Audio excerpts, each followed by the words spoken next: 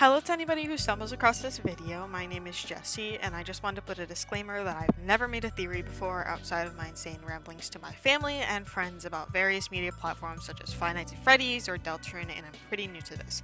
If there's anything I could do better, just let me know, it'd be really appreciated. Now onto the video.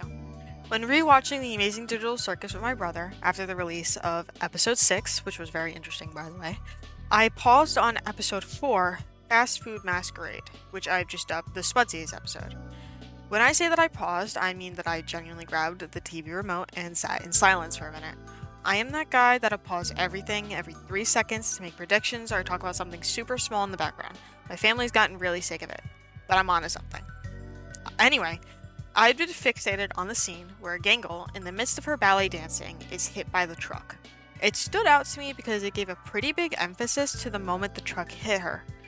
Now, I'm sure in most cases that could be chalked up to the emotional impact of the scene and how similar it is to individuals with depression who reach their breaking point, which I'm 100% sure the Gooseworks English team intended. But something else felt important about it. Different. Especially given Gooseworks' tendency to sprinkle in details throughout the episodes that come back later, such as Kinger's frequent mentions of an insect collection and bugs in general before revealing he had a wife who was into entomology. Now hear me out. Something about The Amazing Digital Circus really reminded me of a TV show I'd seen floating about a couple months ago. This was specifically a TV series released in 2022 called Severance.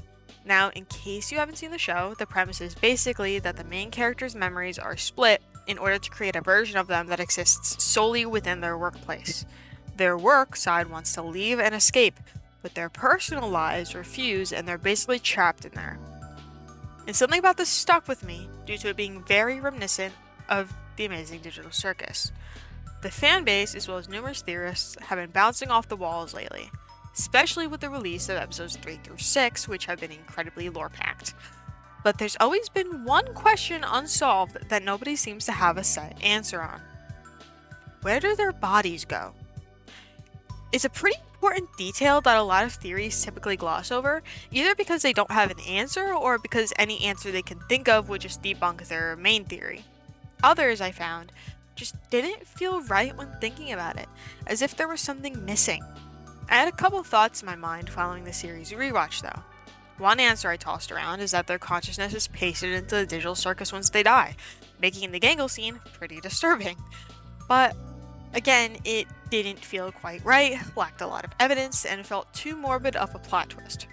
So I took to scrolling through YouTube to see if anybody else had similar ideas, or theories that would help me come to a solid conclusion. And I found one theory in particular that helped a lot when coming to a conclusive answer that I enjoyed. HebZap on YouTube had proposed that Kane's true purpose is to drive the contestants to abstraction to use their mind's code to better his technology, that the circus is akin to a farm. Heb uses a clip from one of Gooseworks' older works to back up this theory. Elaine gets adopted. While the entire episode is great, you should check it out, the clip Heb references in their theory is really important to focus on. For those who haven't watched the episode or seen the theory, which I will link down below, in the episode, Elaine gets adopted by an individual named Fubs, who ends up dying and causing them to be transported to this type of dark void. Fubs' consciousness is taken and absorbed by this unknown mass of eyes and regenerated into the world, which is presumably what happens to anybody who dies in that universe. Elaine's is also taken, but instead of it being completely ripped away, it is almost copied and reinserted into their world, showing Elaine's head as a cloud at the end of the film. Gooseworks has stated that this film has no ties to The Amazing Digital Circus, and quite frankly, I don't believe it does. Gooseworks has stated that Elaine Gets Adopted is their favorite work on the channel though, and as an artist, I would not be surprised if some concepts or ideas were reused in The Amazing Digital Circus, as artists in general, including me, tend to reuse ideas that we really like, that we were never able to fully use in other works that we make. Elaine Gets Adopted introduces the idea of pasting someone's consciousness and or likeness into a world. We see this exact thing happen to Elaine despite them being alive. And this is the idea that I believe gets repurposed and changed slightly for The Amazing Digital Circus. I believe that when the characters from the circus put their headset on, their consciousness was copy and pasted into the circus.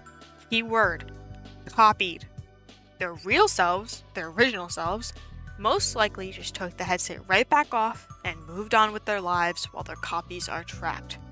Something similar to this actually happens in a Black Mirror episode named USS Callister, where employees working together on a game involuntarily get their DNA and by proxy their memories up until that point, copy and paste it into a digital world, being trapped and forced to survive in it whilst trying to escape.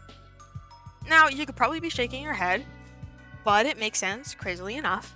If their minds were fully separated from their bodies, wouldn't there be missing people's cases? Or at least a hint to them in the series? A common denominator that says, hey, all these people went missing after putting this headset on or going to this specific location. But there hasn't been. And Pomni didn't mention seeing any bodies when putting on the headset, to which you could say, but Jesse, what if the Cain and Abel company just moved the bodies into test tubes to keep them alive? To which I say that it'd be a waste of time and resources to keep them alive if that's the case. Why keep random individuals alive to better your computer technology instead of just copying their consciousness without them ever needing to know? No offense to Man of the Adventurers lore, but another detail I found upon rewatching episode 5 hammers in this idea.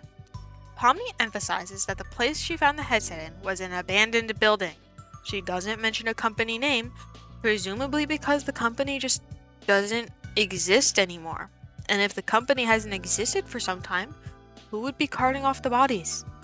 Nobody would, because it isn't the originals trapped in the circus. I've seen theorists say that some people carting off the bodies makes the most sense when trying to answer the question. But if that's the case, then it implies that the company is still running, that the game is being maintained, which just doesn't work because we've seen Cain, the AI, not the company, get progressively worse. His coding has worsened exponentially to the point where in episode 3, his mental breakdown almost causes the entire circus to turn back into empty code, which is way too much of a risk to leave unfixed. On top of that, his glitching comes back full force when he feels unwanted in episode 6, which is eerily similar to abstraction, but people have already covered that possibility. If nobody's managing Cain's AI, then nobody's managing the circus, and nobody would be taking care of the bodies. Best case scenario from the ending of The Amazing Digital Circus, in the case that this theory is true, is that the copies escape, but instead of waking up where they originally were, they wake up with all the memories given to them after they'd taken the headset back off, and their copied mind fuses with the original.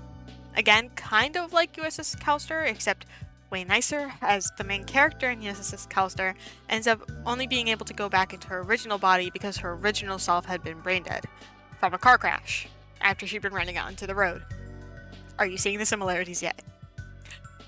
I wish I could say that I confidently know what would happen if their original had already died, but I unfortunately don't. I think at most, or at least technically, they'd be put to rest. I originally believed that maybe the original had died shortly afterwards, kind of like when somebody interacts with an SCP, but given the direction the TV series is going, I don't think it'll turn out that bleak. Especially as the message Goosebergs wants to show to emphasize is that there's meaning to be found in a stagnant life, which implies that they either escape and grow to be content with the lives they've been previously living, or they stay stuck in the circus forever and grow to give meaning to it. Although the second option doesn't seem that satisfying. If anybody finds this theory and thinks it's interesting, let me know. I'd love to hear other people's thoughts on the matter, and if there's anything to build off of, or details that flat out disprove my theory that I might have missed upon rewatch. Thank you for watching, and see you all on the flip side.